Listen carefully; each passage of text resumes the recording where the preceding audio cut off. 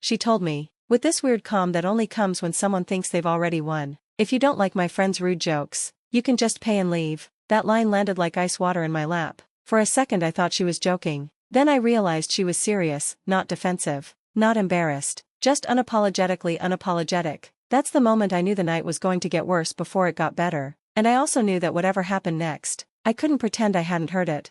I'll set the scene. We'd been dating for about 8 months. For the most part things had been good, not fairy tale perfect, but comfortable in a real-world kind of way. She's funny, sharp, and magnetic in the way that draws people in, which I initially liked. I met her friends a few times before, quick hellos at parties, the occasional group hangout where everyone seemed fine and the jokes were light, but that night was different. She invited me out to dinner with a group of her close friends to celebrate one of them getting a new job. I went because I thought that was what you do when someone you care about wants you there and because I wanted to be a supportive boyfriend. I did not go because I expected to be tested, publicly humiliated, or made to choose between paying for my own self-respect and walking out.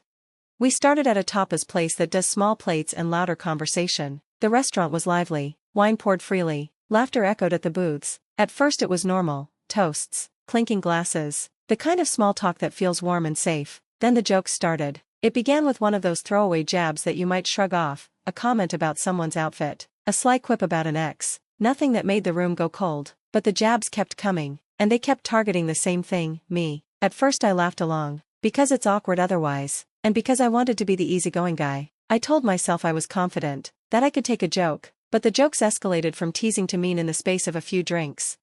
One of them, the friend who eventually I learned liked to do the shock value humor, made a joke about my job, about how my career sounded like a hobby and that maybe I was just pretending to be adult. It could have been annoying, it could have been shrugged off, but then another friend mentioned my family, in a way that turned an imagined slight into a direct hit. They circled in on small details they gleaned from my partner's offhand comments and turned them into punchlines. I could feel the tension in my chest build. My laugh sounded sticky and forced. I remember thinking that being able to take a joke is one thing, being their entertainment while they established dominance over me was another. At one point I tried redirecting the conversation. I made a light comment about a funny work anecdote, something that usually lands. It got a polite chuckle and then a quick return to the more cutting stuff. It wasn't even subtle. Someone made a remark about money, implying I was cheap, and another snarked about my clothes, like I was auditioning for a thrift store catalog. The worst was when someone, probably trying to be cheeky, asked how I felt about my girlfriend playing the field with her friends. It was obviously meant to provoke. I felt the blood drain from my face. I looked at my girlfriend, half hoping she would swat the joke down, half hoping she would give me some signal that she knew this was going too far. Instead she smiled, that small, tight smile that said she was amused and also wanted everyone to keep going. That's when she said it, if you don't like my friend's rude jokes, you can just pay and leave. It wasn't loud. It didn't have to be. The sentence itself did the damage. It reduced my discomfort to a choice, suffer through the humiliation for free, or buy my way out of a situation I hadn't caused. It felt transactional in a way that made my jaw clench, my dignity versus a bill. It also revealed something deeper, her priorities in that moment. She wasn't protecting me, she was protecting the vibe. The vibe mattered more than the person sitting across from her.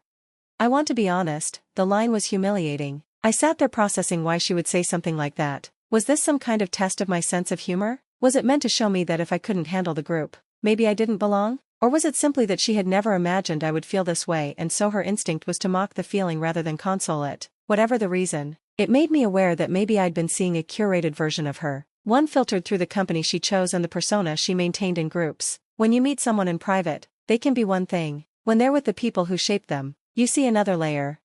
I didn't make a scene at the table. I didn't stand up and announce that I wasn't going to tolerate being mocked. That would have been the dramatic, scarlet letter response. Instead, I let the moment sit there like a bruise. We finished the meal, more quickly than the raucous energy of the table suggested was possible, then moved to a nearby bar for drinks. I used the restroom as an excuse to step outside into the cold night and breathe. I stared at the streetlights and tried to figure out what to do next. Walk away now and look like the guy who couldn't handle a joke? Stay and be the butt of more jokes? The options felt slim and stripped down to ego calculus, retreat and lose face, or remain and be eroded.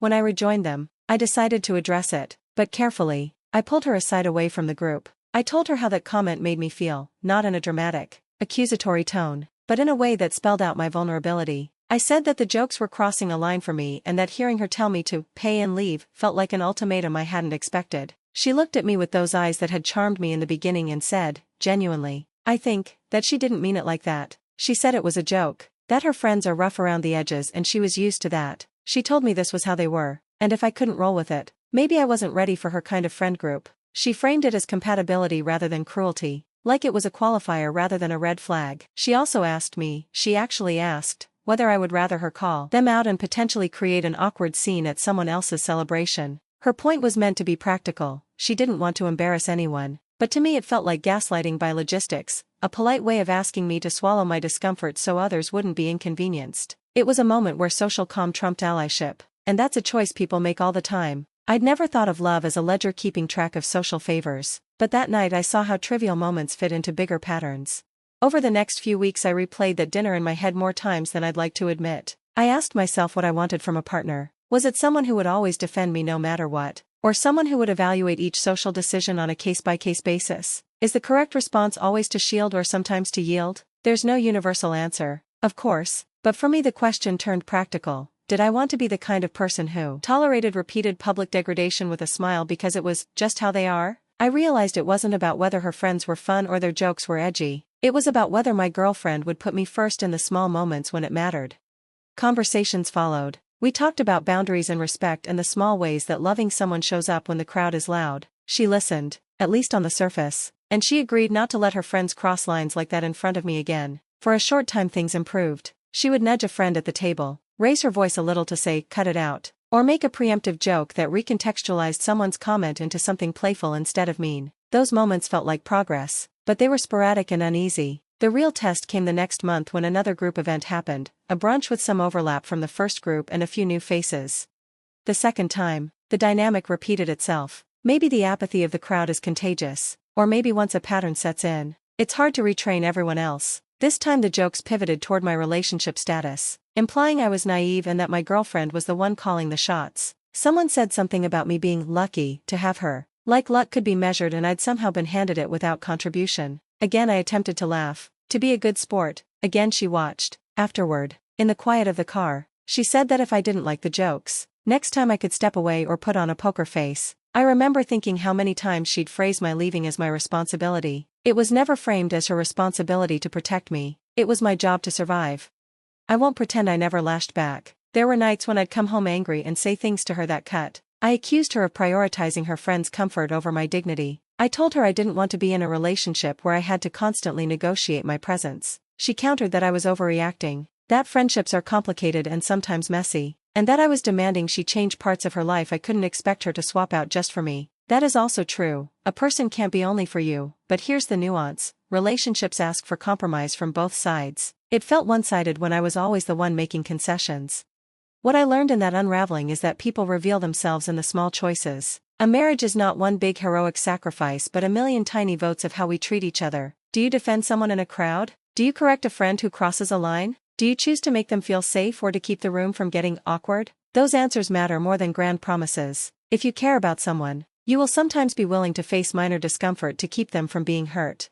Eventually the relationship changed, not because of a singular explosive incident but because of accumulation. Little slights stack like bricks, and before long the wall between us felt significant. We ended things not in a violent fight but in a slow disintegration of intimacy, fewer shared jokes, more defensiveness, more individual time. She texted after we stopped seeing each other that she was sorry if she'd ever made me feel lesser, and I appreciated that. But the apology felt like a final patch on a garment that had already been torn. It was too late to sew the seam back to the original fit.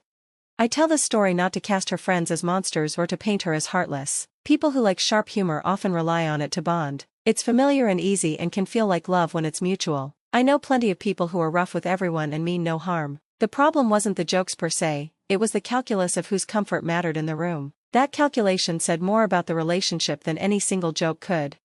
What I want anyone listening to take away, whether you're in a relationship now, thinking about dating someone, or just trying to be a better friend, is this: watch how someone behaves when it's slightly inconvenient to be kind. It'll tell you much more than what they say when things are easy. If you see a pattern where your partner consistently chooses social armor over your dignity, you'll want to weigh that heavily. Being compatible with a partner's friends is important, sure, but not at the expense of being respected. To be clear, this isn't about controlling who your friends are. Don't expect your partner to cut off everyone who teases you slightly, but it is reasonable to ask for a baseline of respect. A partner doesn't need to micromanage your social circle, they just need to show up for you when it counts. That can be as simple as a quiet word in private, a protective comment at the table, or an afterward conversation that validates your feelings instead of minimizing them. Those are small acts that feel enormous when you need them.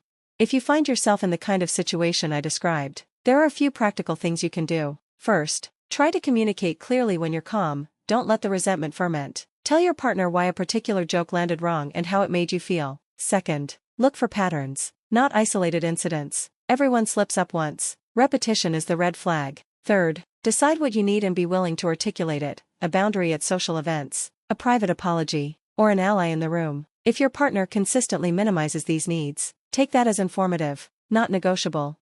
In the end, I don't want to sound bitter. I learned a lot about myself through that relationship. I learned that I would rather be honest about my limits than smile through humiliation. I learned that respect from the people closest to you is not optional, it's foundational. And I learned that sometimes love means exiting situations that erode you, not because you're weak, but because you're preserving the ability to be kind to yourself.